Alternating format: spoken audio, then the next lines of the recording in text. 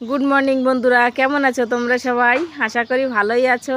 আর তোমাদের আশীর্বাদে, ভালোবাসায় আর ভগবানের আশীর্বাদে আমরাও এক প্রকার ভালোই আছি। তো আমি চন্দ্রা, এসি ফ্যামিলি ব্লগে তোমাদের সবাইকে অনেক অনেক স্বাগত ও ভালোবাসা জানিয়ে শুরু করছি আজকের ব্লগটি। তো আশা করি সবারই ব্লগটি ভালোই লাগবে। তো স্কিপ না করে শুরু থেকে শেষ পর্যন্ত দেখতে থাকো আর আমার সঙ্গে থাকো। তো বন্ধুরা, সকাল সকাল জল এসে গেছে, এখন বাজে সকাল 7টা আর আজকে হচ্ছে বৃহস্পতিবার। তো জলটা আমি ভরে নিয়েছি সকাল সকাল। আর এখানে যে দেখো বোতল রেখে দিচ্ছি, ছেলেকে স্নান করাতে হবে। তো দুপুরবেলা স্নান করাবো, সেই জন্য জলটা এখানে রোদে দিয়ে দিচ্ছি। তো এটা হচ্ছে বড় বোতল, যে 2 লিটার না 2.5 লিটার জল ধরে না, ওই বোতলটা হচ্ছে। তো এর ভিতর আরও একটু কিছু জল মিশিয়ে নিয়ে তারপর ওকে স্নান করাবো দুপুরবেলা। তো ওই যে দেখো ছেলেও ঘুম থেকে উঠে পড়েছে তো অনেকক্ষণ, আর আমিও উঠেছি অনেকক্ষণ, কিন্তু ছেলের জন্য তো কিছু করা যায় না। সকাল সকাল ঘুম থেকে উঠলে ওরও ঠান্ডা তো লেগেই আছে, আরও ঠান্ডা লেগে যাবে। সেই কারণে না সময় মতো কাজগুলো আমি করতে পারি না আমার ইচ্ছে মতো। ভাবছি ছেলেটা যখন বড় হবে তখন ইচ্ছে মতন কাজকর্মগুলো করতে পারবো। তো ছেলেকে তো তোমাদের দাদাভাই নিয়ে ঘুরে বেড়াচ্ছে, আর আমি চলে এসেছি এই যে আমার কাজকর্মগুলো করতে। তো জানো তো বন্ধুরা, আজ একটা কথা খুব মনে পড়ছে। কি কথা জানো? তো তোমাদেরকে চলো বলি। আমার মা বলতো বিয়ের আগের কথা বলছি, এখনকার কথা না, বিয়ের আগের কথা বলছি। যে আমার মা বলতো কি, কোথাও যদি কোনো মেলা হতো, পূজা হতো, তো যখন একটু বড় হয়ে গেছিলাম তখন কোথাও যেতে দিত না। বলতো এখন যেতে হবে না, যখন বিয়ে দেব তখন জামাইকে সঙ্গে করে নিয়ে যাবা যেখানে যাবা, এখন কোথাও যাওয়া যাবে না। তো কেন কথাটা মনে পড়লো, এই যে শিবরাত্রি গেল না কালকে, তো সেই জন্য আমার এই কথাটা মনে পড়ছে। যে কোথাও যেতে চাইলে মা বাবা যেতে দিত না, মানা করতো, নিয়েও যেত না তেমন, যে চলো সঙ্গে করে নিয়ে যাচ্ছি তো চলো। তো আমার মেয়ে অনেক বায়না করছিল, মা আমি যাব, আমি ঠাকুর পুজো করতে যাব, সবাই যাচ্ছে, আমরা একসঙ্গে সবাই পড়াশুনো করি, সবাই যাচ্ছে, বেশি দূরে নয়, আমাদের এইখানে বাড়ির কাছাকাছি হচ্ছে। তো ওই যে রাত থাকতে হবে তাই না, সে রাতের বেলা শিব ঠাকুরের মাথায় জল ঢালতে হয় শিবলিঙ্গে। তো সেই জন্য যেতে দিতে চাইছিলাম না রাতের বেলা, সেই কারণে। তো আবার ভাবলাম কি, যে আমার মাও তো এইরকম কথা বলতো, যে কোথাও যেতে হবে না, যখন বিয়ে দেব তখন জামাইকে সঙ্গে করে নিয়ে যেও যেখানে যাবা সেখানে। কিন্তু সবার কপালে তো সব রকম সুখ হয় না, তাই না বলো? সবাই সব সুখ পায় না। তো আমি আমার কথা মনে করে আমি ভাবলাম, আমাকে কোনো দিন কোনো জায়গা যেতে দেয়নি। আমাকে নয়, আমরা আরও 2টো বোন ছিলাম, তো আমাদের কোথাও তেমন একটা যেতে দেয়নি, সব সময় শাসনে রেখেছে। নিজেরাও তেমন একটা নিয়ে গেছে, কোথাও কোথাও নিয়ে গেছে, সব জায়গা যে নিয়ে যায়নি তা নয়, মেলা টেলা হলে সঙ্গে করে নিয়ে গেছে। কিন্তু এভাবে নিজের ইচ্ছা মতো স্বাধীন মতো কোথাও যেতে পারিনি, মা বাবার কড়া শাসন ছিল তখন।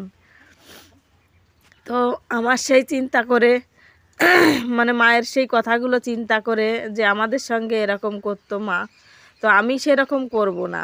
ছেলে মেয়ের তো একটা ইচ্ছা অনিচ্ছা থাকে, সে তো সেখানে একা যাচ্ছে না, আরও অনেক লোক যাচ্ছে সেখানে। ওরা মোট 20-25 জন ছিল, মেয়ে বউরা সবাই দিয়ে, মামি মাসির মারা সবাই গেছে সঙ্গে।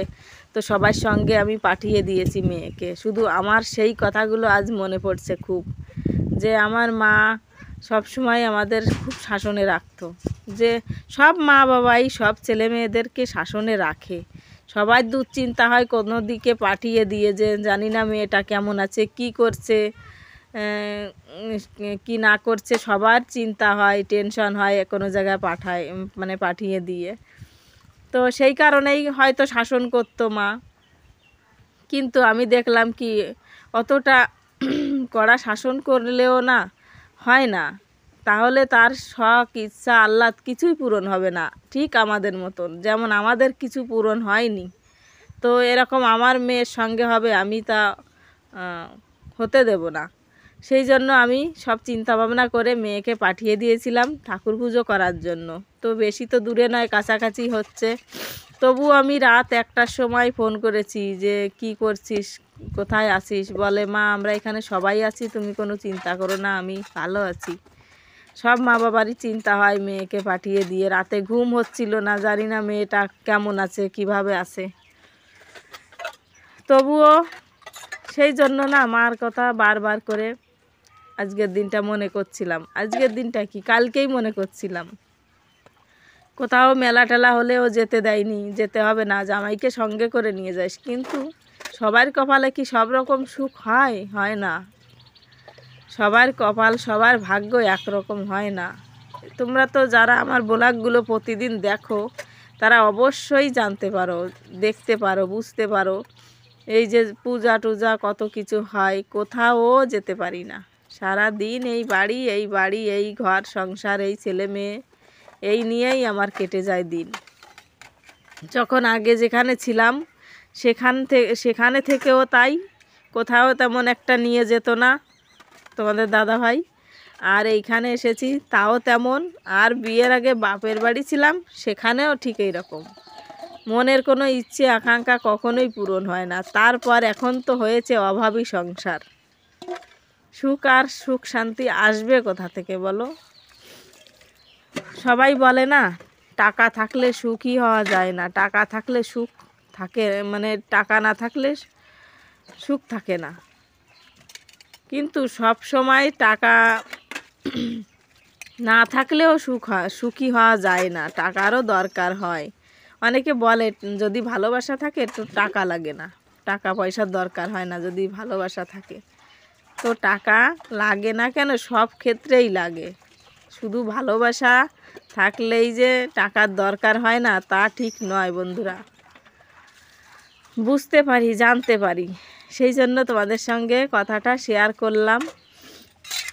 তো বন্ধুরা সকাল সকাল দেখতে পেলে আমার সমস্ত কাজকর্মগুলো যে করা হয়ে যাচ্ছে, দেখতে পাচ্ছ কাজ করছি। আর এদিকে তোমাদের সঙ্গে আমি তো পরের দিন ভয়েস দিচ্ছি, কথাগুলো জানাচ্ছি তোমাদের। তো রান্নাঘরটা ভালো করে পরিষ্কার পরিচ্ছন্ন করে নিয়ে এসেছি লিপে পুছে। এখন এই যে থালা বাসনগুলো আমি ধুয়ে নিচ্ছি। তো প্রথমে আমি থালা বাসনগুলোই আগে ধুয়ে নিয়েছি। আর হচ্ছে গেন হাঁড়ি কড়াইটাই যে রয়েছে দেখো সাইড করে রেখেছি, কারণ হাঁড়ি কড়াইতে তো কালি আছে। তো ভাবলাম চলো আগে ওইগুলো ধুয়ে নিই, মেজে ধুয়ে নিই, তারপর কালিরগুলো মেজে ধুয়ে নেব। না হলে এখন যদি আমি এই কালিটা আগে আগে মেজে নিই তাহলে সব থালা বাসনে আবার কালি কালি হয়ে যাবে। সেই জন্য আমি আগে ওগুলো ধুয়ে সরিয়ে রেখেছি। আর এখন এই যে দেখো হাঁড়ি কড়াই দুটো ভালো করে মেজে নিচ্ছি। তো এখন তো সেই রান্নাবান্না তো আজকে আর করবো না। মেয়ে যেখানে ঠাকুর পুজো করতে গেছিলো ওইখান থেকে অনেকটা প্রসাদ নিয়ে এসেছে। সকালবেলায় মানে প্রসাদটা রান্না হয়েছে, অনেক লোকজন হয় তো গ্রামের, সবাই সেইখান থেকে প্রসাদ এনে খায়। কারণ বলে 3-4 কড়াই খিচুড়ি রান্না হয়েছে, অনেক বড় বড় কড়াইতে খিচুড়ি রান্না হয়েছে। সবাই মিলে ওইখান থেকে খিচুড়ি এনে এনে সব বাড়িতে খেয়েছে সবাই। তো সেই জন্য সকালবেলা রান্নাবান্না করব না। তো আমি এখন থালা বাসনগুলো সব ধুয়ে পরিষ্কার পরিচ্ছন্ন করে রেখে দিচ্ছি, রান্না করব গিয়ে দুপুরবেলা। তো এই যে দেখো সাবানের বাটি দুটো এখানে থাকে। তো মুরগিগুলো সব সময় এখান দিয়ে চলাফেরা করে আর কাদা কাদা করে ফেলে দেয়, দেখতেও খুব বাজে লাগে। তো এই যে ভালো করে আমি একটু ধুয়ে পরিষ্কার করে রাখলাম। আর এখন জানো তো সাবান নেই। কালকে তো ছাপ 10 টাকা দিয়ে ছাপের প্যাকেট এনেছিলাম, আর হচ্ছে একটা থালা বাসন ধোয়া সাবান এনেছিলাম। কিন্তু হাতে পায়ে লাগানো সাবানটা শেষ হয়ে গেছে, সেজন্য আমি থালা বাসন ধোয়া সাবানটা দিয়েই এখন হাতটা ভালো করে ধুয়ে নিয়েছি, কারণ হাতে তো কালি লেগে গেছে সেই জন্য। তো আমার থালা বাসনগুলো ধোয়া হয়ে গেল, এখন আমি রেখে দিয়ে তারপর অন্য কাজকর্মগুলো করব।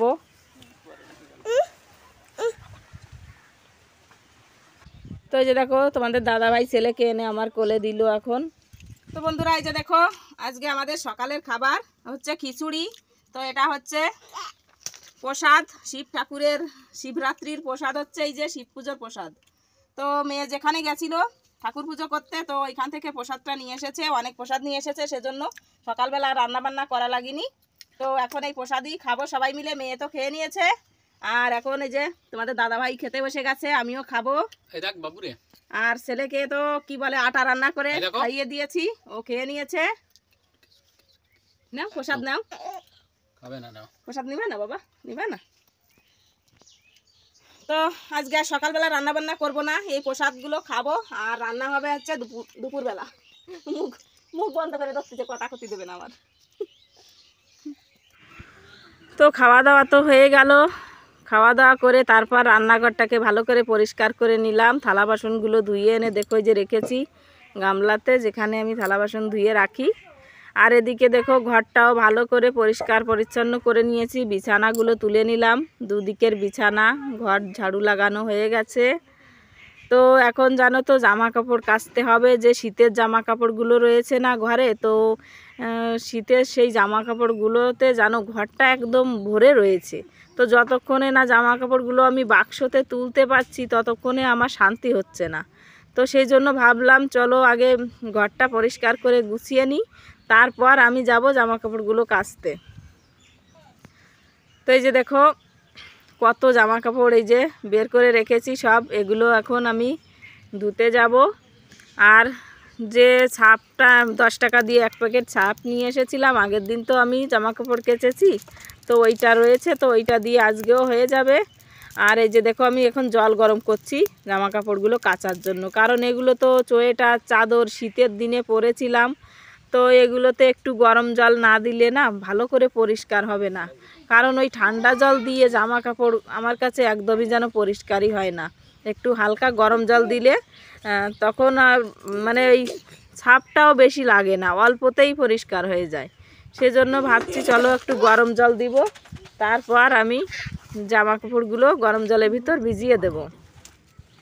তো এখন আমি জামা কাপড়গুলো যে গরম জল দিয়ে ভালো করে ভিজিয়ে দিচ্ছি। আর ওই যে ছাপটা, ওই ছাপটা দিয়েই আমি এখন ভেজাচ্ছি। তো 10 টাকার ছাপের প্যাকেট দিয়ে অনেকগুলোই জামা কাপড় কেচে নিলাম। তো এখানে জামা কাপড়গুলো ভিজিয়ে রেখে তারপর চলে এসেছি ছেলের জন্য ভাত রান্না করতে। অনেকটা বেলা হয়ে যাচ্ছে, ওকে আবার খাওয়াতে হবে, শুধু কাজ করলে তো হবে না, আর এদিকে তো ছেলে মেয়েরও ধ্যান রাখতে হবে, তাই না? তো এই যে দেখো দুধটাও আমি এখন গরম করব। আর এদিকে এই যে ভাতটা বসিয়ে দিয়েছি, আজকে দিয়েছি আলু সেদ্ধ। আলু সেদ্ধ দিয়ে ভাত রান্না করব। তো দেখতে পাচ্ছ লাইট চলে গেছে, আর ঘরের মধ্যে কি অন্ধকার হয়ে গেছে, লাইট নেই ঘরে। তো আমি ওদিকে আলু সেদ্ধটা বসিয়ে দিয়ে তারপর আবার যাব জামা কাপড়গুলো কাচতে, ভিজিয়ে রেখে এসেছি। আর ছেলে ওর বাবার পা ধরে ধরে দাঁড়ানোর চেষ্টা করছে, দাঁড়িয়ে দাঁড়িয়ে উঠে দাঁড়াচ্ছে, আবার বসে পড়ছে। তো এই যে দেখো জামা কাপড়গুলো আমি ধুয়ে নিয়েছি। আর এদিকে এই যে কিছু জামা কাপড় এখনও রয়েছে কাচতে, ওগুলো কাচবো।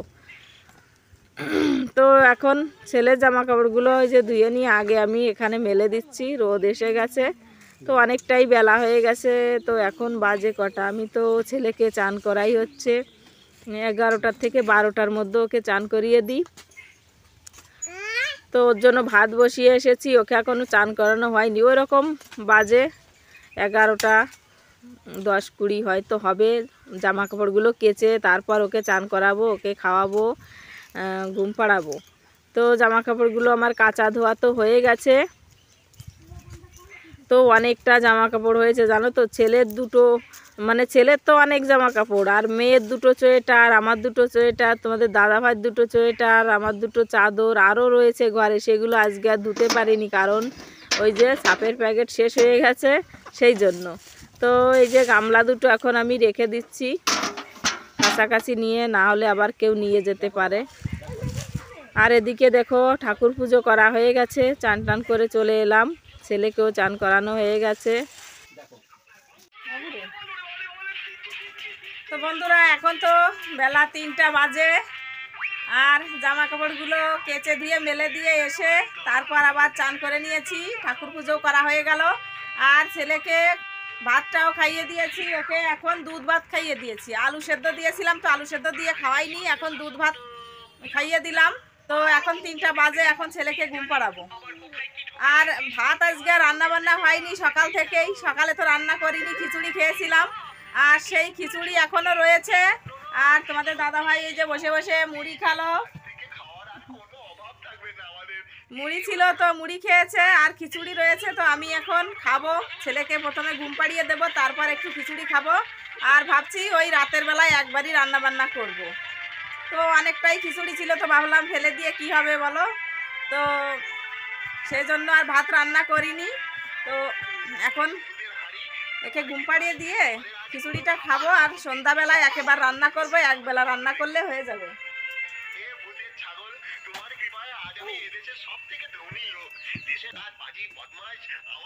তো এই যে দেখো খাওয়া দাওয়া করে বসে বসে এই যে খেলা করছে। তো দেখি এখন ঘুমোয় কি না, 3টে তো বেজেই গেছে, যদি ঘুমোয় তো ঘুম পাড়িয়ে দিচ্ছি ওকে।